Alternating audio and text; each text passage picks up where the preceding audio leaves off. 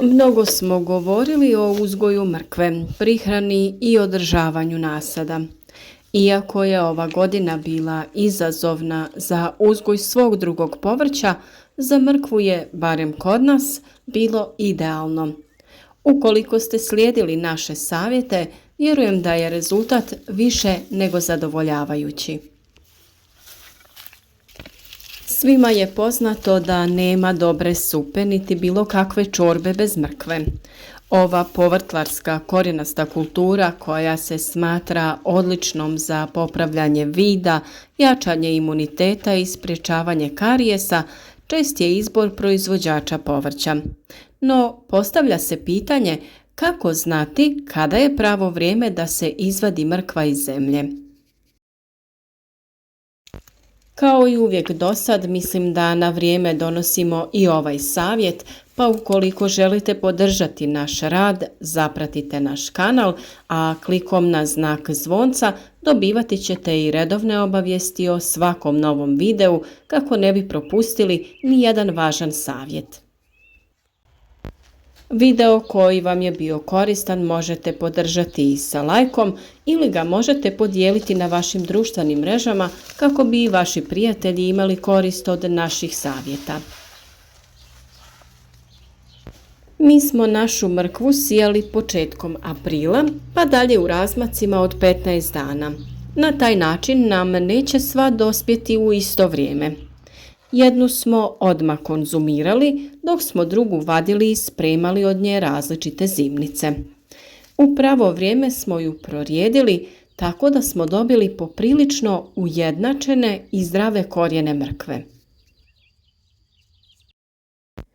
Ono što je svakako preporučljivo kao sljedeći korak nakon prorjeđivanja jeste malčiranje mrkve. Na taj način spriječavate razvoj korova koji usporava razvoj mrkve, a i oduzima hranjiva. Također, na taj način smanjujemo broj zalijevanja i potrebu za istim, jer malč izvrsno čuva vlagu. Možete da koristite sjeno, slamu ili posušenu travu nakon košnje. Mrkva ne voli previše obilna zalijevanja, jer u tom slučaju može doći do pucanja korijena uslijed prevelike količine vode. Upravo tu u priču dolazi malč koji održava vlažnost tla i nije potrebno prečesto zalijevanje. Ono što je za kvalitetan uzgoj mrkve posebno važno jeste pravilan raspored u vrtu. Najbolji susjed joj je luk. To je nešto što svi oni koji su redovno pratili naše savjete od proljeća dobro znaju. Naime, luk štiti mrkvu od mrkvine muhe, ali korist je obostrana jer i mrkva štiti luk od lukove muhe.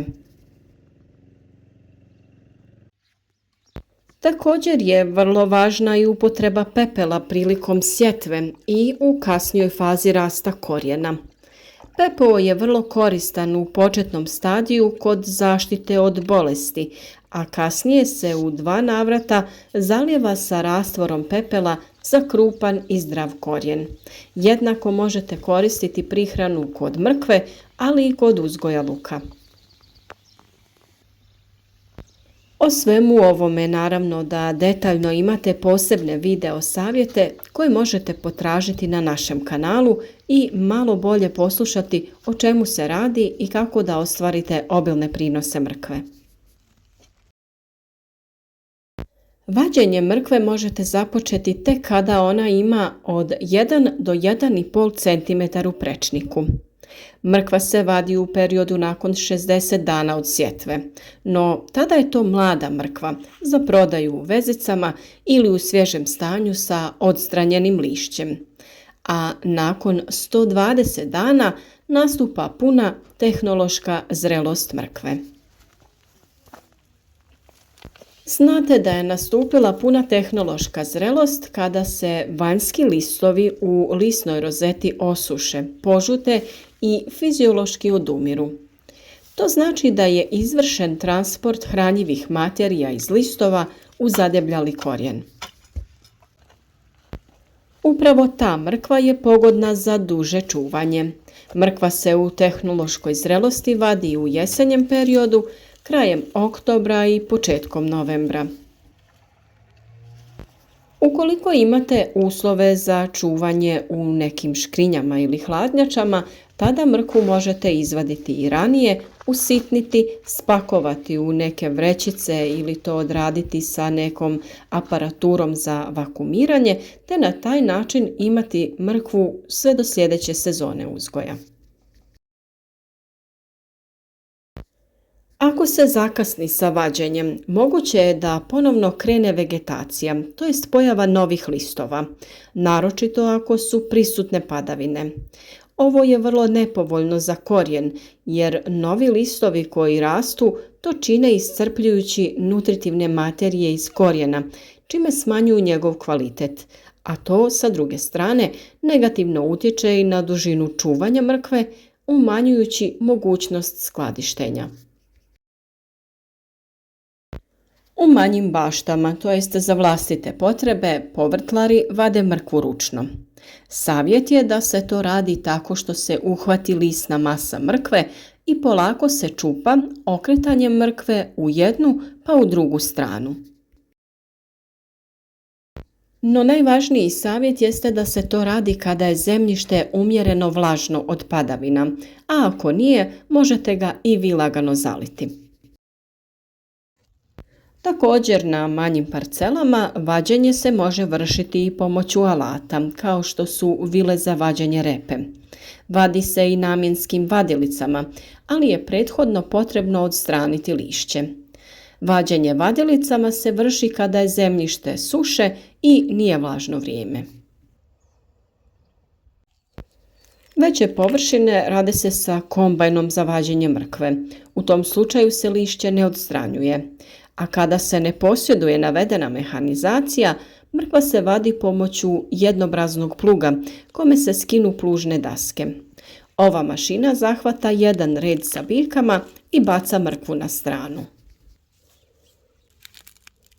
S obzirom da je zemlja bila vlažna, na mrkvi će naravno biti ostataka zemlje. Vi ju možete ostaviti nekih sat do 2 vremena u hladu da se lagano prosuši kako bi se što lakše sa nje uklonili ostaci zemlje. Ukoliko ćete je skladištiti na način da ćete ju ostaviti u nekim gajbama ili slično, važno je da mrkvu prije toga ne perete, samo uklonite ostatke zemlje i lagano ju očistite. Sa druge strane, ukoliko želite da ju skladištite u škrinju u duboki zamrzivač, tada je važno da ju temeljito operete sa mlazom vode i da pritom koristite četkicu sa kojom ćete ukloniti sve zaostatke zemlje na korijenu. U jednom od naših narednih videa dati ćemo vam savjete kako je to najlakše spremiti mrkvu kako bi ona cijelu zimu ostala svježa i da ju možete koristiti kada god vam zatreba. Naravno, u narednom periodu donosit ćemo vam i sve druge savjete kao i do sada i nadamo se da ćete ostati s nama, biti naša podrška kao i cijelu ovu sezonu uzgoja. Iako nam se približava jesen, mnogo je poslova koje trebamo obavljati u našem vrtu, također ćete od nas dobiti i savjete kako da održavate vaše voćke i još mnogo toga. Svi vaši komentari ispod naših videa mnogo nam znače, a vjerujem da su i vama korisni naši odgovori kada postavite pitanje koje vam je važno u uzgoju biljaka. Zato se nadamo da ćete i u narednom periodu da nam pišete, postavljate vaša pitanja ili date prijedlog koju temu da obradimo u jednom od narednih videa. Bliži se i jesenja sjetva raznog zelenog povrća koje će svakako dobro doći tokom zimskih dana za podizanje imuniteta i održavanja zdrave ishrane. Donijeti ćemo vam različite savjete kako i vi u vašim vrtovima možete uzgojiti različito zeleno povrće, kako ga prihranjivati i zaštititi od hladnoće. Nadamo se da ćete i u narednom periodu biti sa nama.